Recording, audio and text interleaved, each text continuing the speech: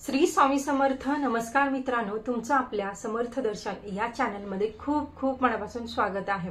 बघा, 20 नोव्हेंबरला अमावस्या आहे आणि कार्तिक महिना संपणार आहे आणि मार्गशीर्ष महिन्याला आता सुरुवात होणार आहे. तर मार्गशीर्ष महिन्यामध्ये अतिशय लाभदायक असं व्रत आहे. तर ते व्रत म्हणजे महालक्ष्मीचे गुरुवारचे व्रत. तर हे महालक्ष्मीचे गुरुवारचे व्रत कोणी कोणी करू शकतं, या व्रताला कशा पद्धतीने उपवास करायचा आहे, पूजा मांडणी आपल्याला कशा पद्धतीने करायची आहे, उत्तर पूजा कशी करायची आहे, याचं उद्यापन कधी करायचं आणि कशा पद्धतीने करायचं आहे. त्याचबरोबर बघा, तुम्ही जर स्वामी महाराजांचे 11 गुरुवारचे व्रत करत असाल तर तुम्हाला महालक्ष्मीच्या गुरुवारचे व्रत करता येतं का, याबद्दलची संपूर्ण A to Z माहिती आपण आजच्या व्हिडिओमध्ये घेणार आहोत. तर व्हिडिओ कुठेही स्किप करू नका. चला तर मग आजच्या व्हिडिओला सुरुवात करूया.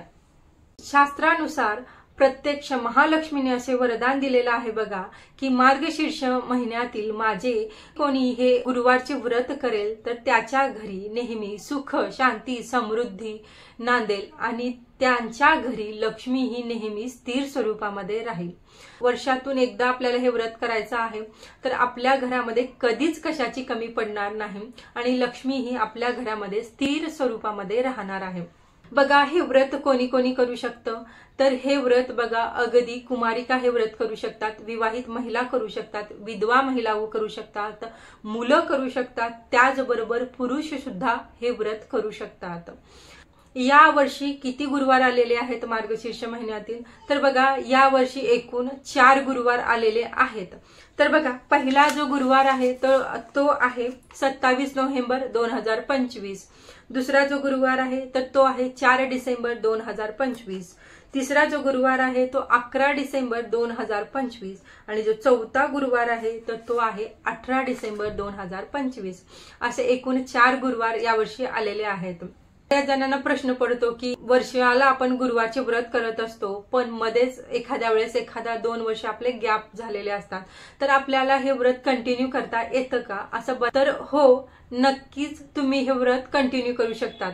म्हणजे बघा, आता आपल्या प्रेग्नन्सीमध्ये आपल्याला या व्रताचं गॅप पडू शकतं, डिलिव्हरीमध्ये आपल्याला हे व्रत करता येत नाही, म्हणजे आपण एखाद्या वेळेस आजारी असू तर त्यावेळेस आपल्याला हे व्रत करता येत नाही. तर कारण काहीही असू शकतं.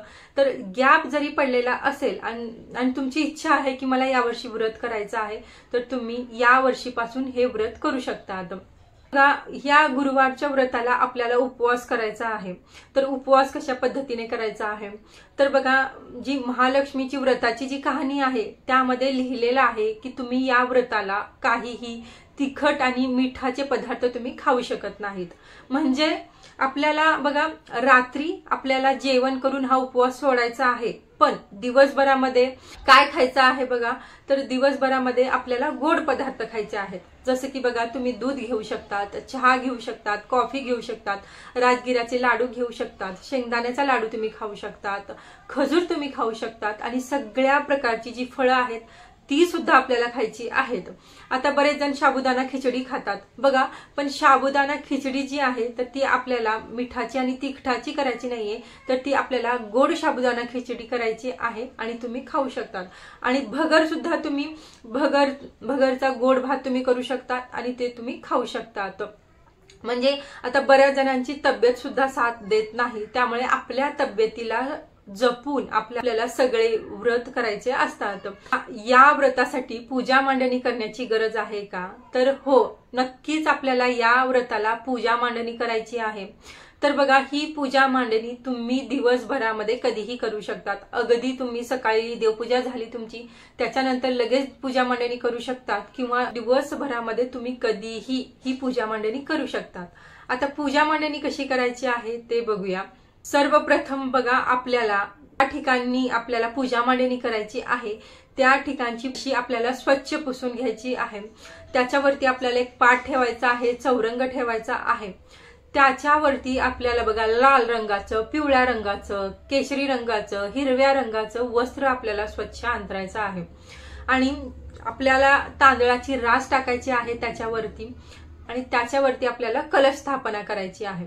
बघा, कलश स्थापना करण्यासाठी आपल्याला स्वच्छ तांब्याचा तांब्या घ्यायचा आहे. त्यामध्ये स्वच्छ आपल्याला पाणी भरायचं आहे। पाण्यामध्ये 1 रुपयाचं नाणं, दुर्वा, फूल, अक्षता, हळदी, कुंकू या गोष्टी टाकायच्या आहेत। आणि बघा आपलं जे तांब्या आहे तर त्या तांब्यावरती आपल्याला हळदी कुंकू आणि स्वस्तिक काढायचं आहे। 4 बिंदू द्यायचे आहेत स्वस्तिकला। त्याचबरोबर स्वस्तिकच्या साईडला मर्यादा रेषा काढायला विसरू नका। आणि त्याच्यानंतर जो आपला तांब्या आहे त्याच्या भोवती आपल्याला 5 खालून वरती जातील अशा पद्धतीने आपल्याला रेषा ओढायच्या आहेत। म्हणजे आपल्याला आपली प्रगती ही खालून वरती होणार आहे असा त्याचा अर्थ होतो। विड्याची पानं ठेवू शकतात, आंब्याची पानं तुम्ही ठेवू शकतात, ती आपल्याला ठेवायची आहेत। आणि या पूजेसाठी तुम्ही एक नवीन नारळ खरेदी करा आणि ते नारळ जे आहे तर ते नारळ आपल्याला त्या विड्याच्या पाण्यावरती त्याच्यावरती ठेवायचं आहे। ही झाली आपली कलश स्थापना। त्यानंतर बघा तुमच्याकडे माता लक्ष्मीचा फोटो असेल तर तो तुम्ही ठेवू शकतात किंवा लक्ष्मी मातेची जी मूर्ती असेल तर ती सुद्धा तुम्ही ठेवू शकतात। त्याचबरोबर आपल्याला आपले जे गणपती बाप्पा आहेत मेन तर गणपती बाप्पांची मूर्ती सुद्धा तुम्ही ठेवू शकता त्या पूजा मांडणीमध्ये किंवा सुपारी स्वरूप गणपतीची पूजा सुद्धा तुम्ही करू शकतात। आपल्याला त्याच्या समोर आपल्याला 2 विड्याची पानं ठेवायची आहेत। त्याच्यावरती खारीक, खोबरं, बदाम, हळकुंड, खडीसाखर असे 5 साहित्य आपल्याला त्या विड्याच्या पानावरती ठेवायचे आहेत।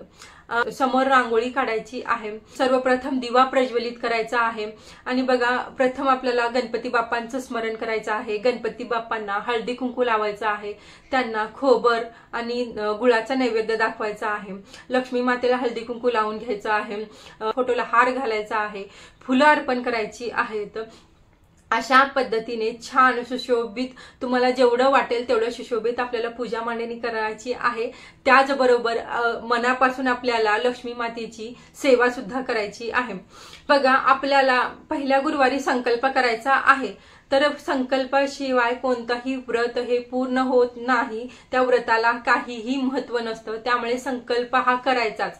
तर संकल्प बघा आपण नेहमीप्रमाणे जसं हातामध्ये पाणी, फूल, हळदी कुंकू, अक्षता घेऊन करत असतो तशा पद्धतीने सुद्धा तुम्ही संकल्प करू शकतात किंवा अगदी हात जोडून आपल्याला माता लक्ष्मीला प्रार्थना करायची आहे।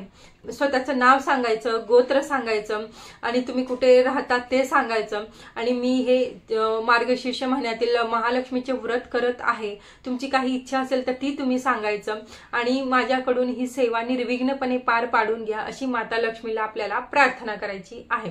त्याच्यानंतर बघा महालक्ष्मीचं व्रताची जी कहाणी आहे तर ती कहाणी आपल्याला वाचायची आहे।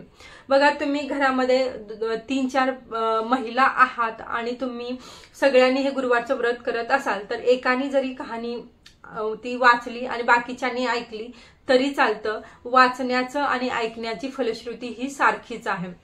पूर्ण महिनाभरामध्ये 4 गुरुवार आहेत। कदाचित आपले जे पिरियड्स असतात महिलांचे तर मध्ये गुरुवारी येऊ शकतात नक्कीच, तर तेव्हा काय करायचं तर बघा अगदी तुमचं पहिल्या गुरुवारी उद्या, दुसऱ्या, तिसऱ्या, चौथ्या कधीही गुरुवारी आले पिरियड्स तर काय करायचं, तुमच्या घरामध्ये दुसऱ्या महिला असतील तर त्यांनी पूजा मांडणी वगैरे त्या करतील आणि त्या कहाणी सुद्धा ऐकतील तर तुम्ही ती कहाणी ऐकायचं आणि जो उपवास आहे तो तुम्हाला उपवास करायचा आहे तो सुद्धा गुरुवार तुमचा काउंट होईल।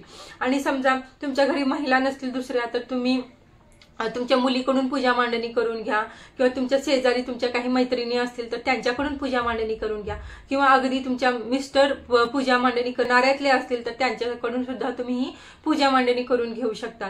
त्याचबरोबर बघा कहाणी वाचण्यासाठी तुमच्याकडे कोणी अवेलेबल असेल तर तुम्ही त्यांना कहाणी वाचायला द्या किंवा मोबाईलवरती तुम्ही ही मार्गशीर्ष महिन्यातील गुरुवारची कहाणी लावू शकतात आणि तुम्ही श्रवण करू शकतात।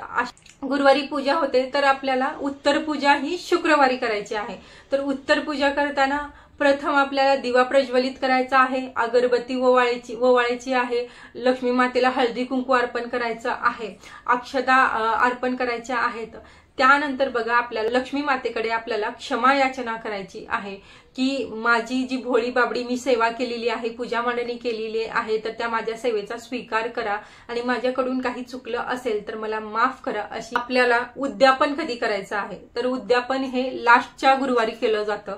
लास्टचा गुरुवार आहे 18 डिसेंबर 2025 तर लास्टच्या गुरुवारी आपल्याला उद्यापन करायचं आहे। उद्यापन हे साध्या सोप्या पद्धतीने करायचं आहे।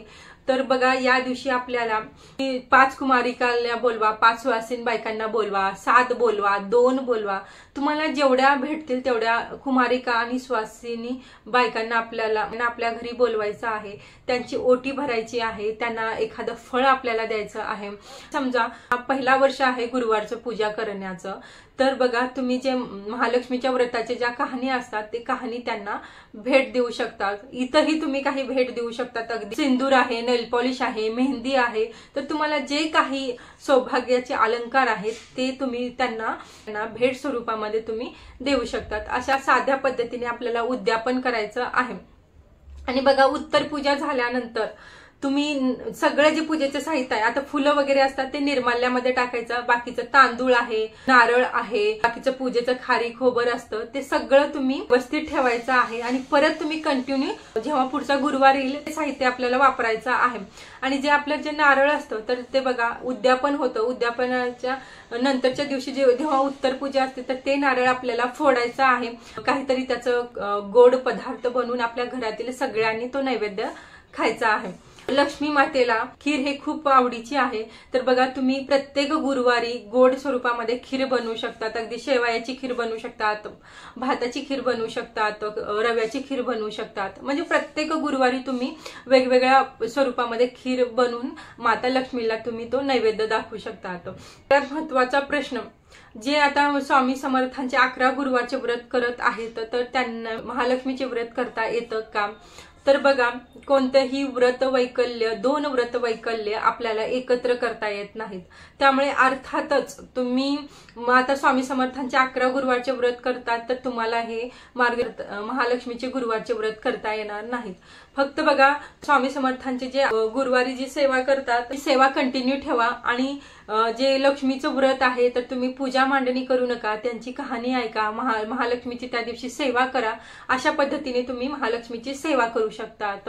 म्हणजे तुम्हाला सुद्धा समाधान भेटेल आणि तुम्हाला सुद्धा म्हणजे असं वाटणार नाही की मी मार्गशीर्ष महिन्याचे गुरुवार हे केले नाहीत. माझ्या पद्धतीने मी सगळी माहिती देण्याचा प्रयत्न केलेला आहे. तर तुम्हाला काही आणखीन प्रश्न असतील तर ते तुम्ही नक्कीच मला कमेंटमध्ये विचारू शकतात. आणि तुम्हाला हा व्हिडिओ कसा वाटला ते सुद्धा मला कमेंटमध्ये सांगा. आणि सगळ्यांनी कमेंटमध्ये श्री स्वामी समर्थ लिहायला सुद्धा विसरू नका.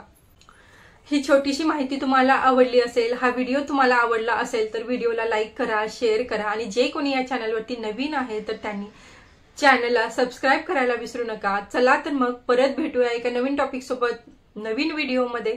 तोपर्यंत सर्वांना श्री स्वामी समर्थ, श्री गुरुदेव दत्त. धन्यवाद.